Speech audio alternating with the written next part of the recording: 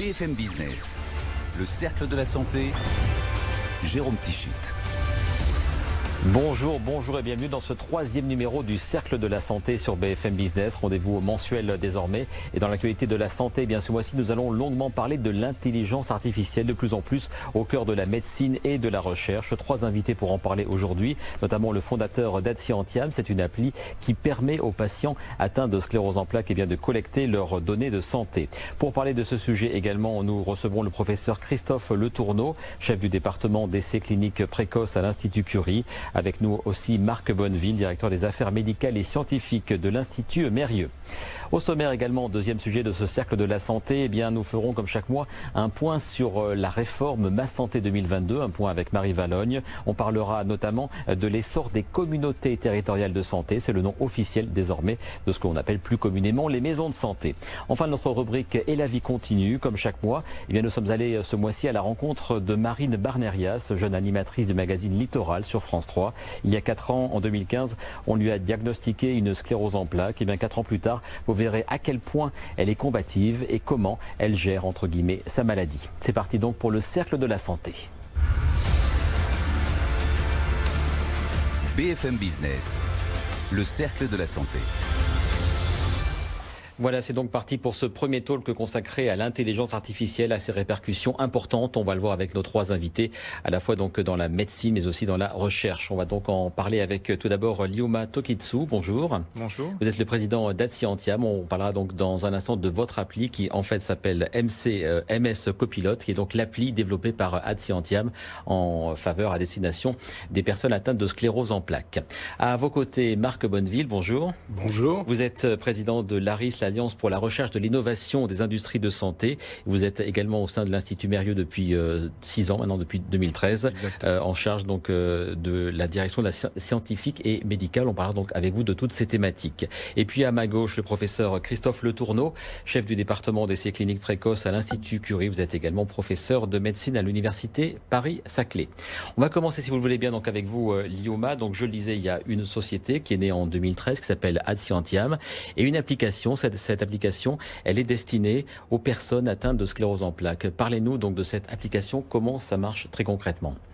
Alors cette application, c'est une application un petit peu particulière puisqu'il s'agit d'un dispositif médical et qui a subi en plus une validation scientifique, dans une étude clinique, un petit peu comme les médicaments. Et c'est ce qui c'est ce qui permet de faire la valeur des données qui sortent de cette application. Alors c'est un dispositif qui a été conçu avec les patients pour les patients. Ça leur permet de se suivre en vraie vie entre les consultations. Il faut savoir que les consultations, il y en a 1 à 2 par mois.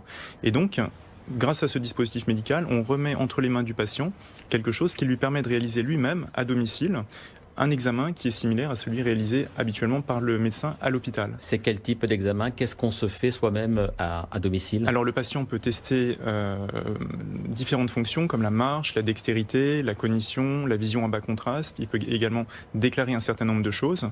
Mais ce qui est intéressant, ce sont ces mesures objectives qui permettent de fournir des données qui vont pouvoir être utilisées par le médecin. Les données appartiennent au patient et il va pouvoir s'évaluer tout au long de l'année et partager ces données avec le patient, avec le professionnel de santé qui en bénéficiera donc au moment de la consultation. Ces données, elles sont transmises en temps réel. Il n'y a aucun processus, on va dire, à la fois de contrôle et de certification, qu'elles sont bien sécurisées ? Alors bien sûr, on parle de données de santé qui sont hébergées sur un hébergement agréé de données de santé. Il s'agit d'un tiers de confiance. À vrai dire, nous-mêmes, nous n'avons pas accès aux données nominatives parce que ça ne nous intéresse pas. Les données appartiennent au patient. C'est lui qui décide de les partager avec son ou ses professionnels de santé.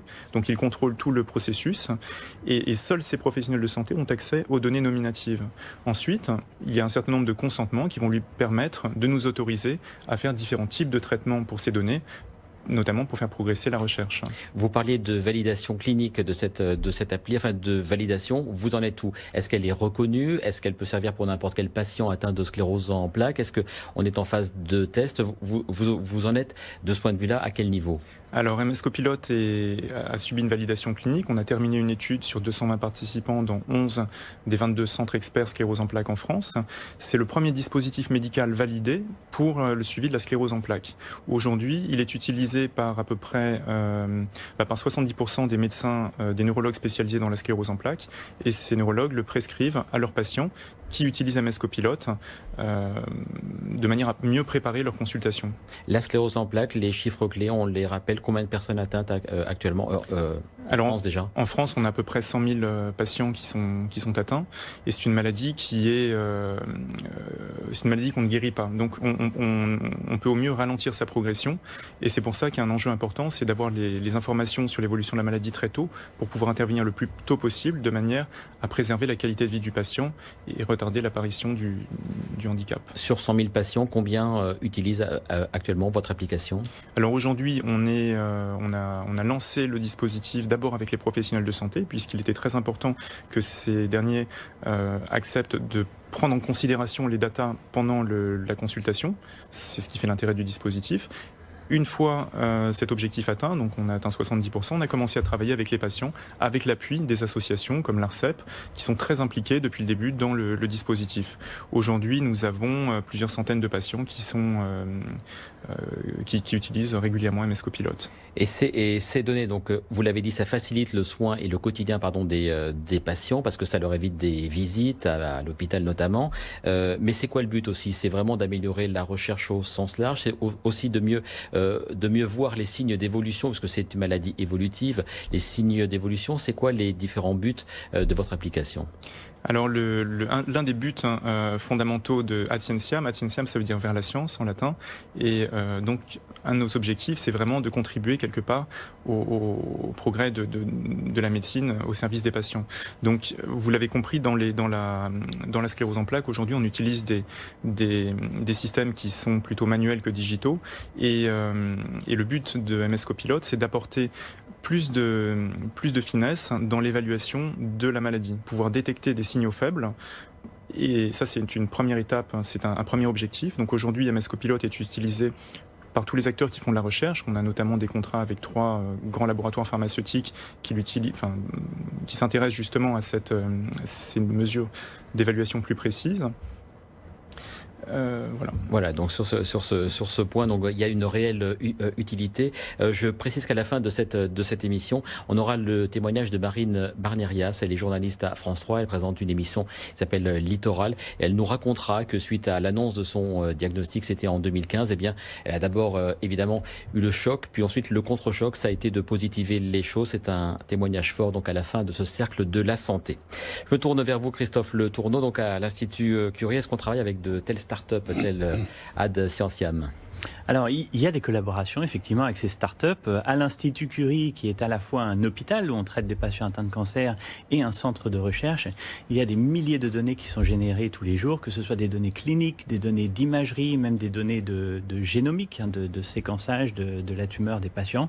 Et effectivement, il était décidé de créer une direction des données. C'était en 2017, voilà, je crois, c'est ça, voilà. Exactement, donc avec un directeur des données dont la mission, c'est de pouvoir intégrer toutes ces données, de pouvoir exploiter ces données non seulement dans le parcours du soin des patients, mais également pour la recherche. Donc, il y a effectivement des collaborations avec des sociétés telles que celle-ci, oui. Alors donc, l'Institut Curie, en quelques chiffres sur ce thème, c'est un seul chiffre clé et fort, c'est 500 000 dossiers patients. J'ai envie de dire, ça en fait de la data, ça en fait de la donnée. Est-ce que vous êtes en phase avec toute la politique, parfois on va dire assez erratique depuis quelques années, de mise en place du DMP, le dossier médical partagé? Est-ce que ça va dans le même sens et est-ce que vous allez encore plus loin donc dans la collecte des données patients? Oui, alors l'idée, c'est effectivement déjà de centraliser toutes les données. Et déjà, on n'a plus de dossier papier déjà depuis plus de 15 ans à l'Institut Curie. Donc ça, c'était la première étape. Tout est informatisé. Et donc, le dossier partagé, c'est le dossier partagé avec le patient, mais également le dossier partagé avec les autres professionnels de santé. Et ça, bien sûr, ce sont des choses qui sont réalisées. Les patients peuvent avoir sur leur smartphone, voilà, l'application MyCurie avec tous les rendez-vous, éventuellement des résultats d'examen, etc.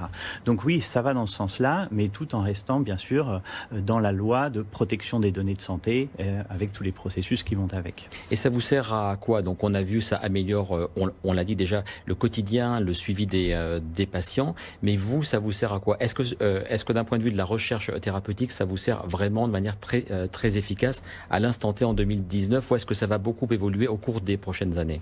Oui, bien sûr que ça sert. C'est-à-dire que jusque-là, si on avait une question de recherche sur un cancer bien précis, une situation bien précise, eh ben on retournait manuellement manuellement à chacun des dossiers des patients. On regardait les données cliniques et puis d'un autre côté les données éventuellement de génomique, d'imagerie, etc.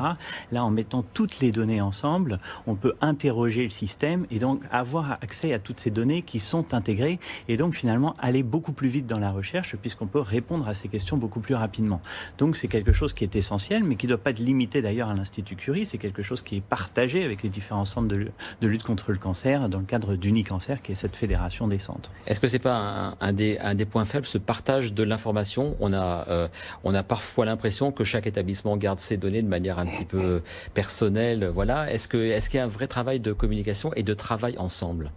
Oui, c'est un souhait. C'est sûr que ces données, elles sont précieuses, effectivement. Mais je crois que tout le monde a compris qu'en faisant des petites études sur quelques centaines de patients par-ci, par-là, chacun de son côté, on n'y arrivait pas. Et que le seul moyen, finalement, d'accélérer la recherche, c'était de mettre en commun ces données. Et ça, je pense qu'il y a beaucoup d'équipes maintenant qui sont partantes pour le faire. Je ne vais pas vous dire que c'est complètement simple et que tout le monde accepte, mais de plus en plus, les gens ont compris. Il y a certaines revues scientifiques, maintenant, qui exigent que les données soient publiées, donc qu'elles soient publiques. Et ça, à mon avis, ça va dans le bon sens. Mais mettre sur pied un projet data, ça a un coût. Je crois que vous êtes en pleine levée de fonds. Levée de fonds donc sur 4 projets d'avenir contre le cancer d'ici 2021. C'est, je crois, 21 millions que vous espérez et 10 millions, donc près de la moitié pour le seul projet data. C'est bien cela? Oui, oui, tout à fait. Et alors, et ça marche bien, vous arrivez à avoir des donateurs, vous arrivez à collecter de l'argent? Oui, alors non seulement des donateurs nous aident, mais également on va chercher les financements ailleurs. À l'Europe, on vient d'avoir un projet européen, donc à plusieurs millions d'euros, avec un projet data, avec un projet d'intégration des données. Et donc ça, c'est bien sûr possible que grâce à cette création des data et avec ce nouveau directeur des data qui est très enthousiaste. Marc Bonneville, je me tourne vers vous. J'ai retenu, il y a eu une étude il y a quelques mois qui a beaucoup fait parler d'elle. C'est les médecins avaient identifié 87% des mélanomes, la machine 95%. Donc c'était des travaux d'études. Qu'est-ce qu'on en tire comme conclusion? Ça veut dire que les machines à terme et très rapidement vont supplanter les médecins? Alors, c'est clair qu'on est typiquement dans une situation où l'intelligence artificielle exprime tout son potentiel. C'est-à-dire que vous faites référence ici à des analyses d'imagerie. Oui. Et l'imagerie, elle présente l'intérêt d'avoir des images standardisées. Et plus les images sont standardisées, plus les images sont de qualité et plus les algorithmes sont puissants.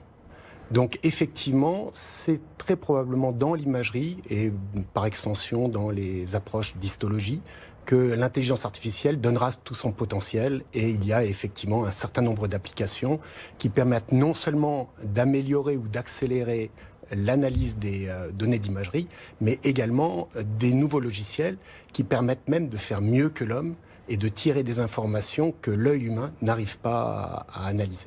Et le but de ça, c'est une meilleure personnalisation de chaque patient, de son parcours, de sa propre vie, de sa maladie, une caractérisation en fait de chaque patient. On va vers ça pour, in fine, un meilleur traitement. Exactement. Alors, parce que il n'y a pas seulement l'analyse de l'imagerie proprement dite, mais il y a une intégration des autres données relatives au patient. En particulier, ses caractéristiques biologiques, ses caractéristiques cliniques, qui sont associées en fait et qui sont intégrées avec les informations d'imagerie et qui permettent effectivement d'identifier et de sélectionner les patients qui seront les plus à même de répondre à telle ou telle thérapie.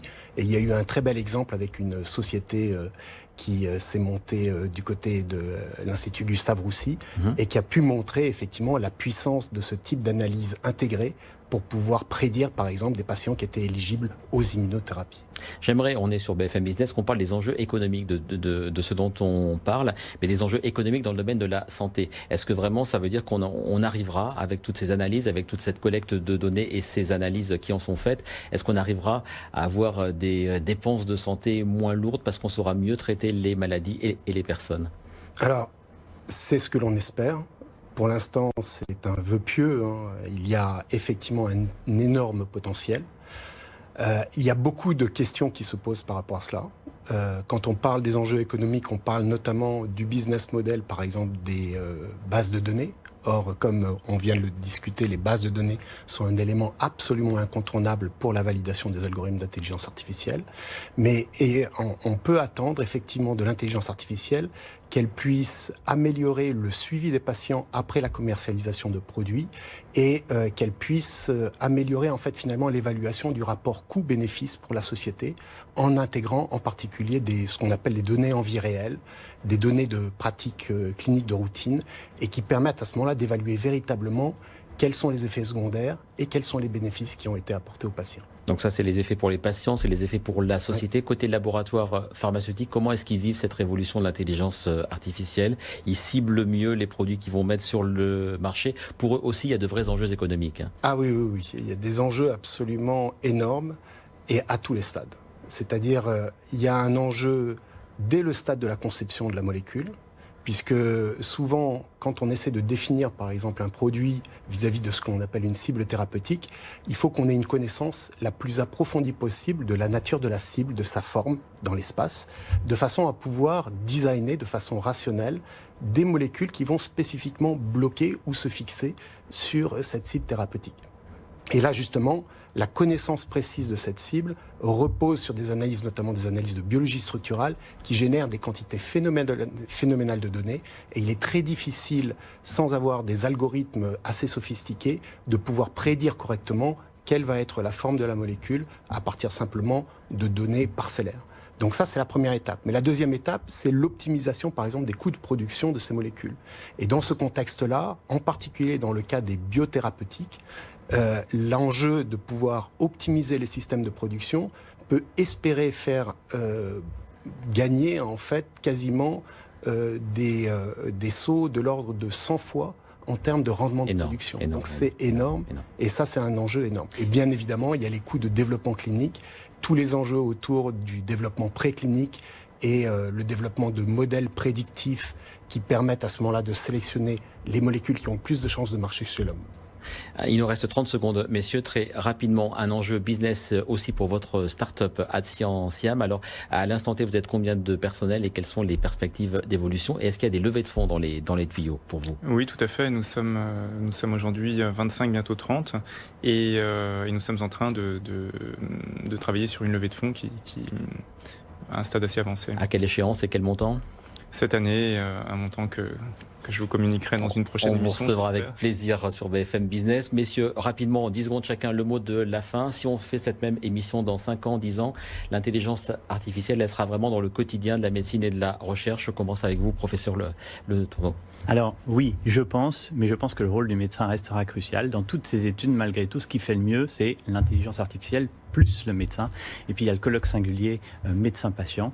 Et je veux dire, parfois, la meilleure solution, c'est peut-être celle qu'aura donnée l'intelligence artificielle, mais la meilleure décision, ce sera peut-être celle que le médecin proposera à son patient, parce qu'il tiendra compte du patient en lui-même. Et Marc Bonneville, on se retrouve dans 5 ou 10 ans, on considère que l'IA, c'est du quotidien vraiment pour la médecine?